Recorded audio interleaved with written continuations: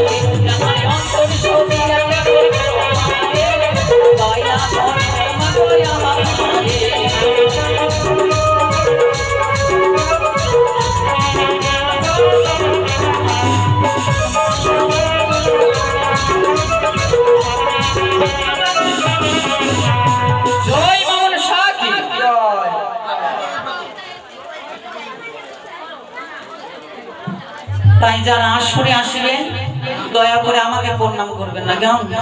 মায়ের বিগ্রহ আছে, ঘট আছে, সেখানে করবেন। তাই শ্যাম দাদুর অনুপ্রেরণায় আবার এসেছি আমরা। তো কালকে দুইটা প্রশ্ন রেখেছিলাম, সকাল থেকে আমার মাথা ব্যথা করে দিয়েছি যে বলবে কি বলবে না, তাই তো।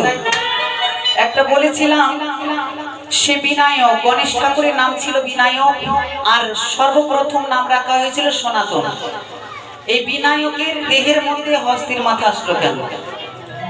ভগবান শিব তো পারতো একটা মানুষের মাথা কি দেবতার মাথা আবার সৃজন করতে, কিন্তু করেনি। তার কারণ সত্যযুগে গজাসুর নামে একটা রাক্ষস ছিল, সে ভগবান শিবের অনেক সাধনা করেছিল। তাই ভগবান শিব বলেছিল, বলো তুমি কি চাও। তাই ভগবান শিবকে বলল, প্রভু আমরা তো দানব, আমরা তো অসুর, আমরা তো কোনোদিন পূজনীয় নয়, তাই কৃপা করে আশীর্বাদ দাও যেন আমাদের রাক্ষস বংশের কোনো অংশ যেন পূজনীয় হয়। তাই ওই গজা নামে রাক্ষস পরজন্মে হস্তি রূপে জন্মগ্রহণ করেছিল। তাই বিনায়কের শিরুচ্ছেদ যখন হয় শিবের ত্রিশূলের আঘাতে তখন কিন্তু ওই গজা নামে রাক্ষসের যে জন্ম হস্তিরূপে হয়েছিল, সেই হস্তির মস্তকখানা কেটে ওই গণেশের মাথায় লাগিয়ে দেওয়া হয়েছে। তাই শিবের আশীর্বাদও থাকলো, আর গজাসুরের সাধনার সে মাধুর্য থাকলো। তাই বিনায়কের দেহে যখন গজের মস্তক লাগানো হলো, হাতির আরেক নাম গজ না? যারা পড়েছে তারা জানে, পিসিমণি জানবে।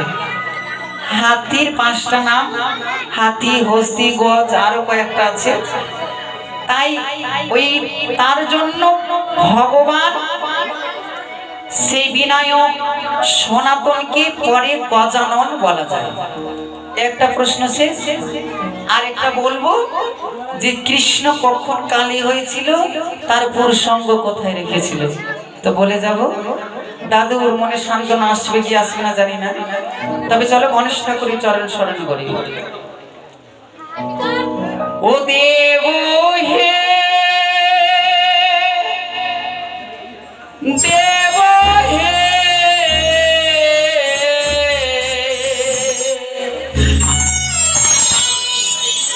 বন্দে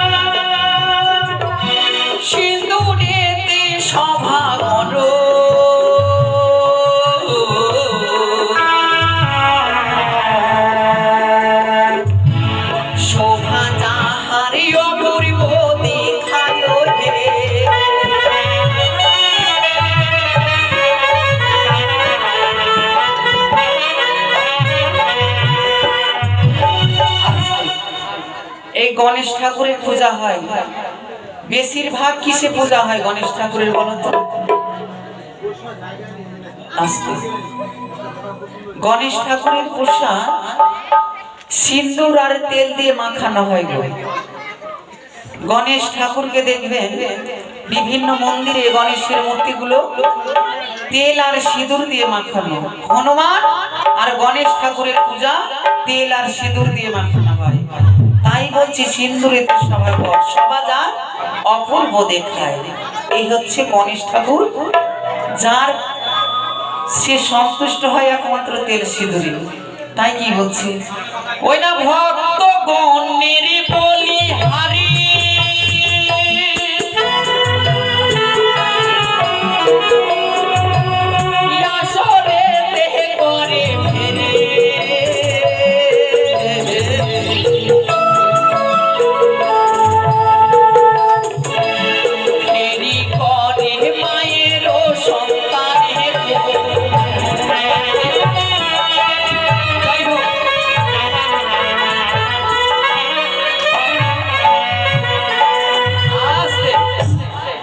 পিসিমণি আবার 100 টাকা দান দক্ষিণা ফেরি করেছে।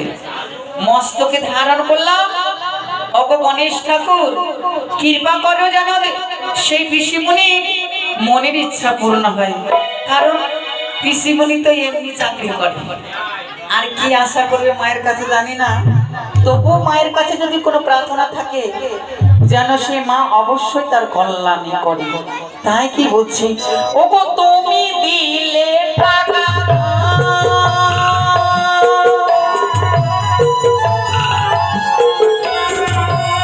কৃপা করিবে ভগবান,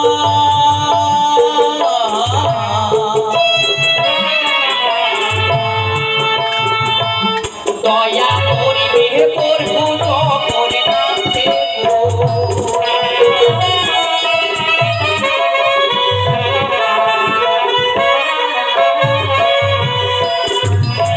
কারো দান কারো পূর্ণ,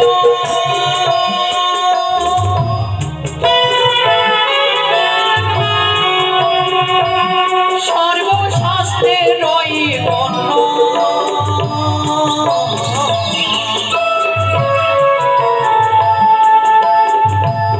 দান মনে পায়ের চরণে,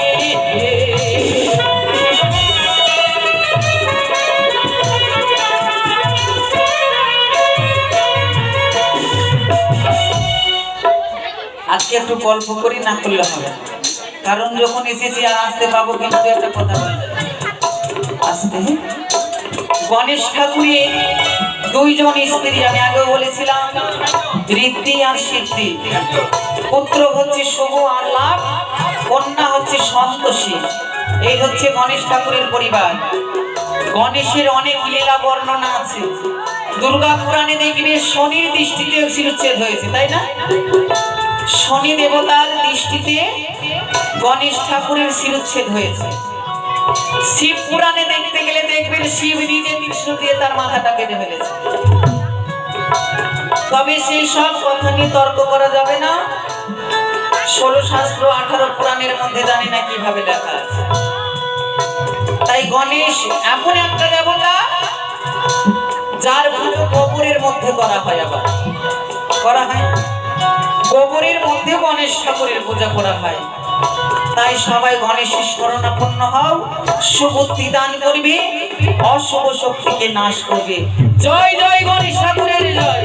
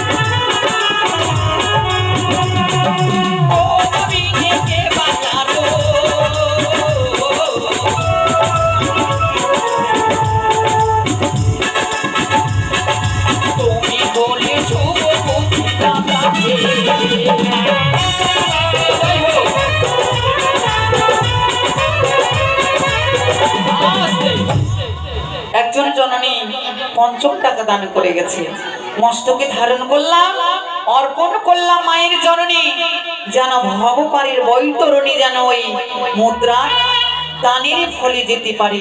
তাই কি বলছে, দান কে করেছিল? রাজা হরিশ্চন্দ্র, তাই না? রাজ্য পরিবার সহধর্মিণী সন্তান নিজে চণ্ডালের ঘরে বিক্রি হয়ে বিশ্বামিত্রর চরণে অর্পণ করে দিয়েছিল। তাই কি বলছে, ওগো তোমরা দিলে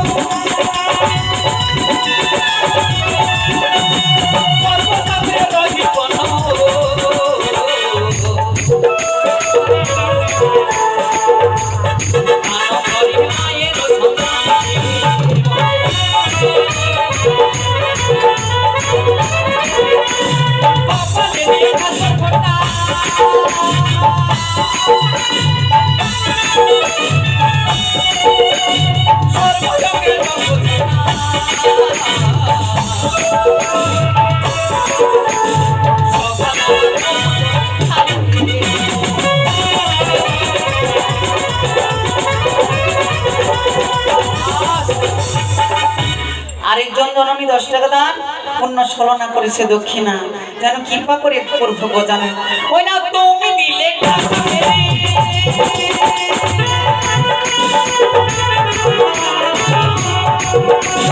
কৃপা করবে দয়া হরি,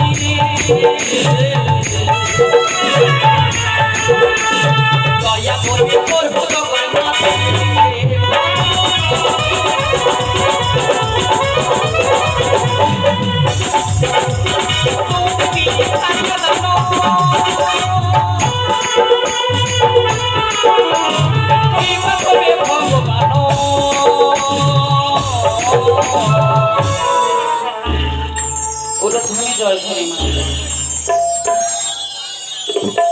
কৃপা করিবে অনাদি হইয়াদি গো,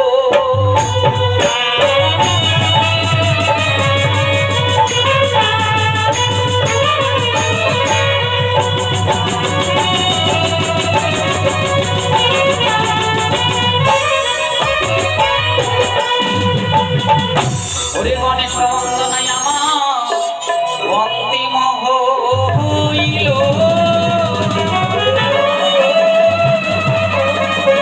আর মায়ের বন্দনায় আজ যেন মনেতে পড়িল।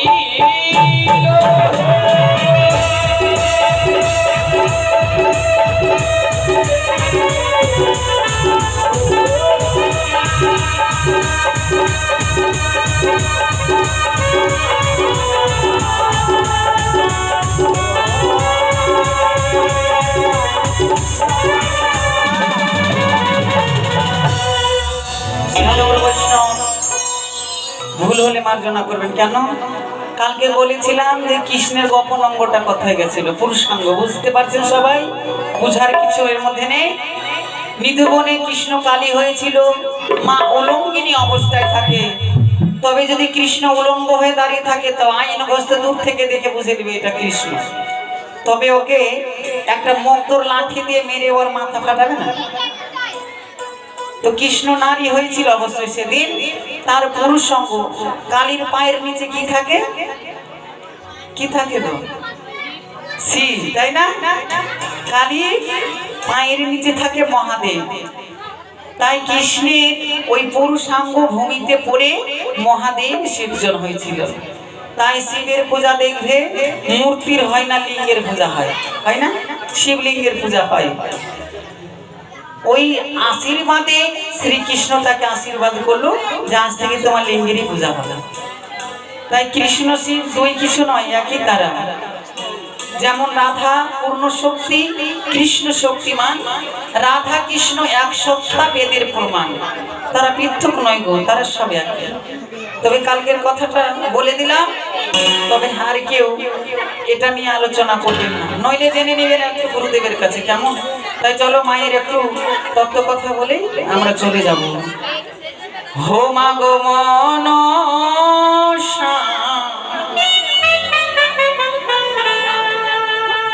কৃপা করে দিবেন পদ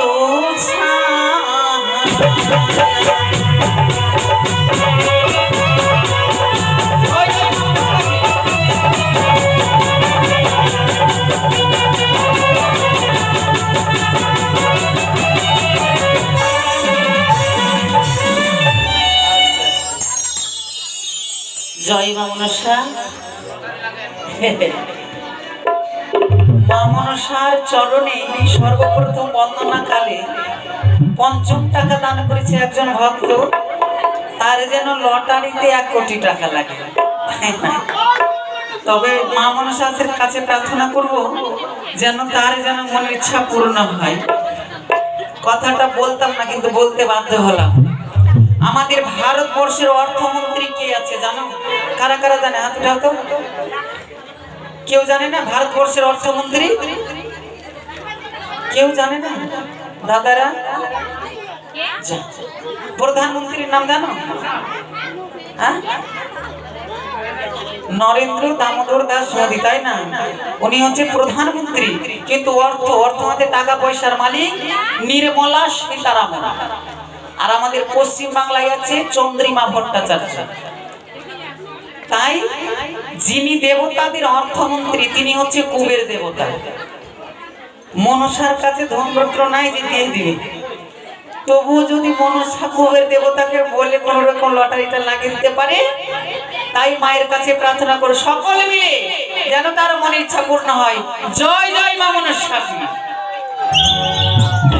তুমি মাগো হরসুতা আজ দেখো বীর মাতা